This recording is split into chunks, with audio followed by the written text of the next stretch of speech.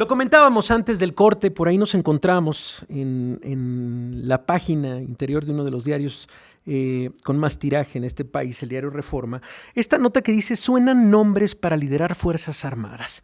Y el protagonismo que han tenido la Secretaría de Defensa Nacional este último sexenio, vaya, que importa saber, importa revisar este proceso, conocer un poco también cómo son las formas para saber quién será el próximo secretario de la Defensa Nacional.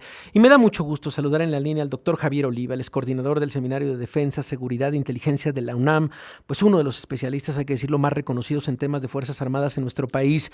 Tocayo, Javier, qué gusto saludarte, ¿cómo estás? Tocayo, me siento muy complacido de estar en tu nuevo espacio noticioso. Me da gusto que una voz dinámica como la tuya pues participe del No, debate en los medios. Muchas gracias por la invitación. muchas gracias, Tocayo. Nos encontramos esta nota en el diario Reforma. Suenan nombres para liderar Fuerzas Armadas. A mí me gustaría saber primero cómo o cuál es el proceso de selección del próximo secretario. ¿Es una nebulosa alrededor? ¿Depende del nombramiento o de la selección de una sola persona? ¿Qué nos podrías explicar de esto, Javier? Mira, las 8 sucesiones que hemos tenido, 4 de la Secretaría de la Defensa Nacional y 4 de la Secretaría de Marina, para, bueno, marcar un periodo determinado, Sí. son muy azarosas.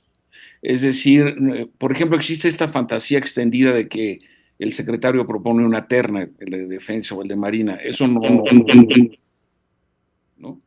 Eso no sucede. Ok.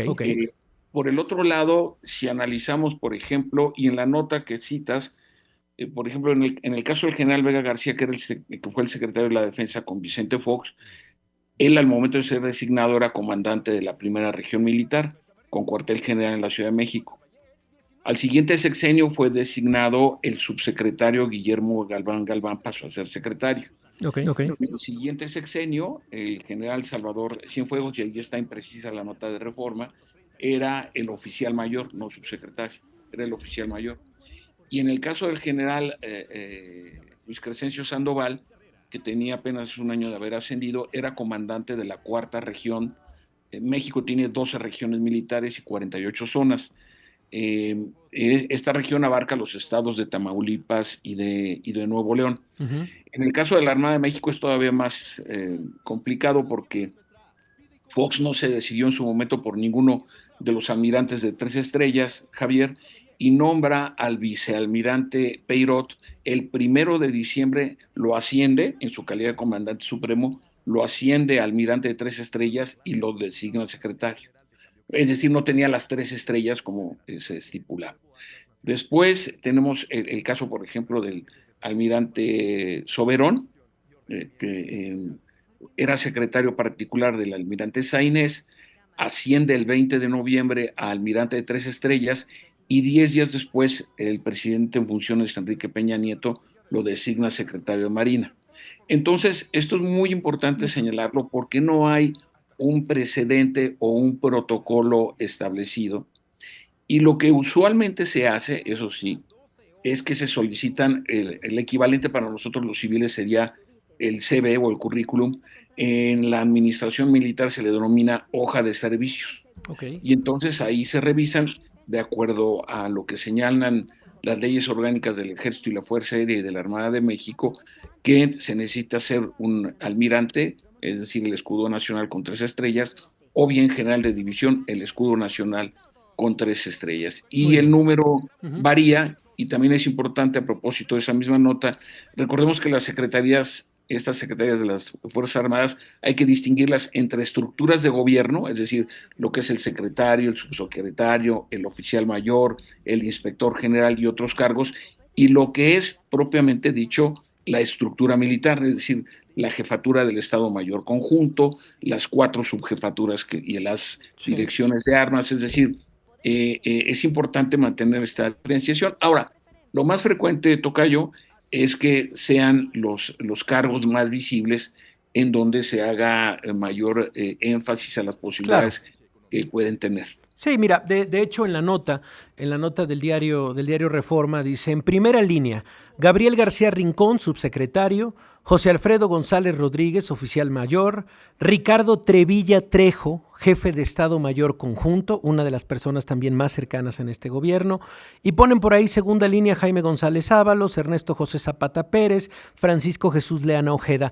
¿Te suenan estos nombres, Javier? ¿Sí te parecería que son, los que podrían ser o los que están en esta primera bolsa de llegar a la Secretaría de Defensa Nacional como secretarios? Bueno, en sentido estricto sí serían los que estarían más visibles y perfilados.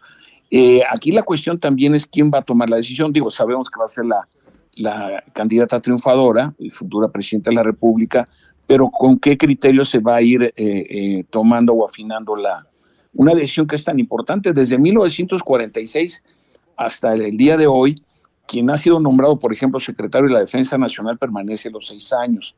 Y en el caso de Marina solamente ha habido un cambio que fue durante el sexenio, Javier, de Carlos Salinas de Gortari, pero también son cargos que acompañan, en este caso, a la titular del Ejecutivo todo el sexenio.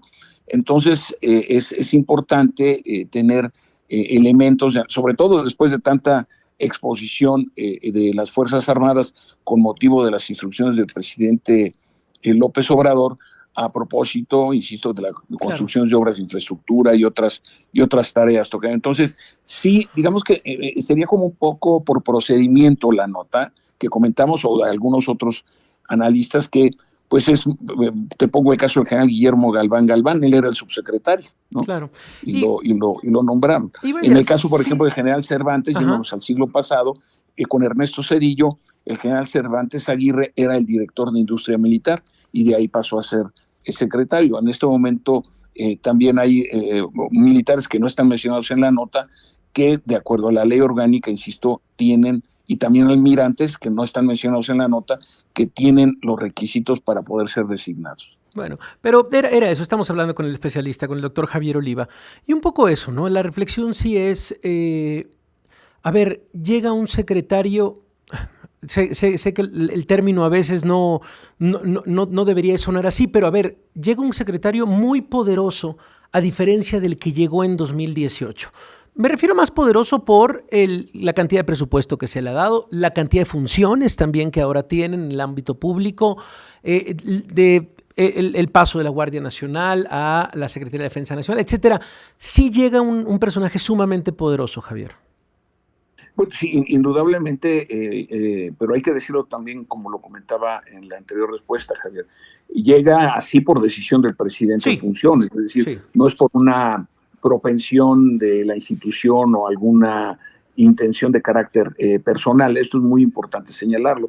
La Guardia Nacional sigue estando, formalmente hablando, bajo la responsabilidad de la Secretaría de Seguridad y Protección Ciudadana, y el presidente ha dicho que su objetivo es que en ese mes de oro, como yo le he llamado, del sexenio del presidente López Obrador, del 1 al octubre, se devuelva a la Secretaría de la Defensa Nacional, sin dejar de lado algo muy importante, que la candidata triunfadora, Claudia Sheinbaum Pardo, ha dicho más de una vez que el programa de seguridad pública del presidente López Obrador pues va a continuar, ¿no? Entonces eso también, ya vendrá el tiempo de la discusión del Plan Nacional de Desarrollo, ya vendrán las discusiones de los planes sectoriales. Y recordar una cosa, Javier, una omisión grave en este sexenio: no hubo programa especial para la seguridad nacional, como sí lo hubo en los 2 sexenios anteriores, que se desprenden justamente de la ley de planeación, porque no hay métrica para comparar, para contrastar.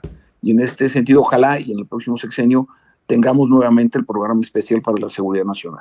Bueno, pues vamos a revisarlo y ahora sí que estaremos regresando contigo, Javier. Conocemos los estudios que has hecho en los últimos años alrededor de las Fuerzas Armadas. Conoces también, y nos lo puedes explicar como lo acabas de hacer muy bien, sobre la sucesión, que es un poco azarosa, pero que seguramente se estará conociendo la gente que va levantando la mano. Así que bueno, pues estaremos molestándote en las próximas semanas. Nos parece de suma importancia conocer los perfiles también y, por supuesto, cuál es o qué es lo que se está moviendo en la Secretaría de Defensa Nacional. Gracias, Javier, por acompañarnos este mediodía.